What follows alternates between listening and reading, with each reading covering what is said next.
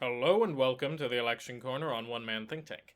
Today I'm going to be bringing you a 2020 Blue Wave presidential election prediction. Now, this is going to be based off of my presidential election prediction I released this week, so I've already filled in the blue states from that election prediction. If you want more details on why they're blue, feel free to go back to that video. Now, what I'm going to be doing is I'll be going state by state and basically showing if the Democrats have a chance, and if they do, filling it in as this is what the biggest turnout election could look like for the Democrats, where they have high polling numbers, high turnout, Republicans have low turnout, Trump flounders, Biden does really well, coronavirus continues as is, and the like. Also, for my regular viewers, I'm going to be transitioning some of my in-between content away from polling and predictions over the next 2 months to things that are a little bit more based on policy, and as the channel name implies, policy proposals, due to the fact that after the first Tuesday of November, these are going to be a lot harder to make because there won't be an election to predict for another year.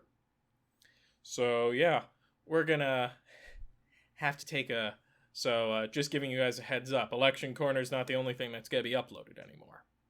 But with that being said, let's dive right in with Maine's 2nd District, which, in a good year, Joe Biden would easily pick up. Right now, it is tilt Republican on my map, but with Joe Biden coming in a solid wave, it would easily go for the Democrats, because there are many reasons behind it, but the main one being Maine's 2nd District has actually historically voted blue. It going red for Donald Trump was actually it breaking from the usual pattern.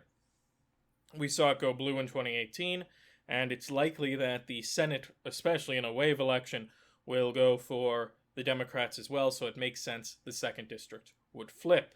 Continuing down the East Coast, let's go to Georgia, which would naturally flip in this election as well. Georgia is a state that the Democrats had a solid chance in, but it's, as I've said, North Carolina is the new Virginia, and Georgia is the new North Carolina. It is a state that is red, just about to go blue. You see it nearly there, but it hasn't made it all the way. It's like you're trying to move that last Tetris piece down, and oops, you couldn't get that last block over to fill in the whole line, and you lose, and your phone makes loud, annoying beeps at you.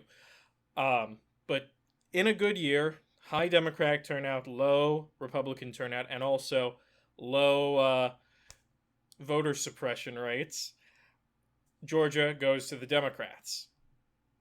Now, to fill in the last one, South Carolina goes to the Republicans. Jamie Harrison is doing a very good job at running in the Senate election, but he has not brought any staying power to the presidential election for someone like Joe Biden.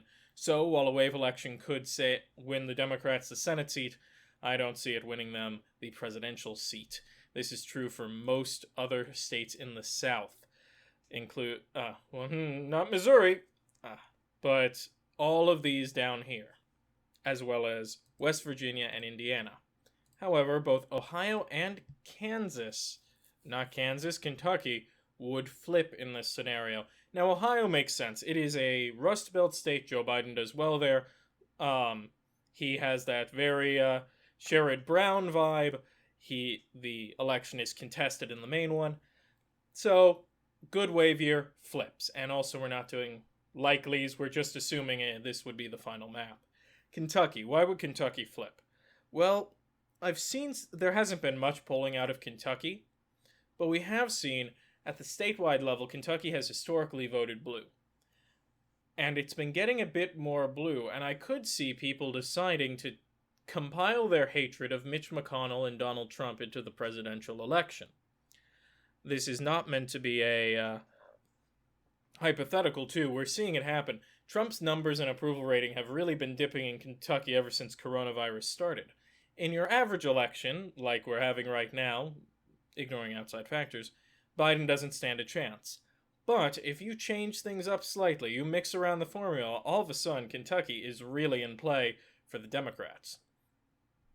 And Biden wins it. Now over to Missouri. Another one Biden picks up. This is actually very much like Ohio, a red state that Biden has shown to be polling pretty well in areas that haven't historically voted Democrat, just because he's so, frankly, inoffensive. We're not running someone who's like, if you ask someone, what's Joe Biden's defining policy plan? Most people would say, sitting in the White House and eating a tub of ice cream. Joe Biden's not coming across as this big revolutionary figure unless you're in the know and the Democratic Party, and then you know all of these amazing policy positions he's got, even if they aren't as progressive as they could be. It's worth voting for Biden. So he's got the base, and he's got the independents, and he's got some and it's enough to disaffect Republicans. And Missouri is a perfect state for that. You see, you have 3 cities in Missouri: Kansas City, St. Louis, and Jefferson. And if a Democrat can pull a hat trick, winning all 3 of those, while turnout is lower or margins are tighter in the rural areas of Missouri, the Democrats win. They just haven't been able to pull off that hat trick yet. And for a while, the last one to do it was Claire McCaskill. And we saw what happened to her. But yeah, so Missouri's on the table. Over in Iowa, also a flip. Iowa is to be expected in a flip scenario. It's Trump's only kind of winning there right now, or it's only kind of in his favor, would be a better way to put it. And in a wave election, you see suburban Des Moinesites going, well, and the good people of Cedar Rapids and Iowa City going, well, I can't vote for Trump, I'm staying home, or I'm voting for Joe. One of the two. Trump hangs on to the Midwest, except for Utah. And there's a very good reason for this, and it is really simply, we're already seeing Mitt Romney kind of break with Trump. If we assume Trump keeps doing badly, coronavirus keeps being bad, and Biden keeps being an inoffensive Catholic, the Mormons of Utah will flip from Trump to him. And if the Mormons flip, it's over. Trump doesn't win Utah. And this isn't a pipe dream scenario, to use the terminology I had in a comment on my other Senate video. On my other Blue Wave video, sorry. Because Utah, because for lack of a better term, Utah could flip blue in a blue wave. Just like I said, all of these are based on if you modulate the turnout ever so slightly. Not slightly, but if we assume a 3-point drop in Republican turnout and a 3-point gain in Democratic turnout, which is not impossible.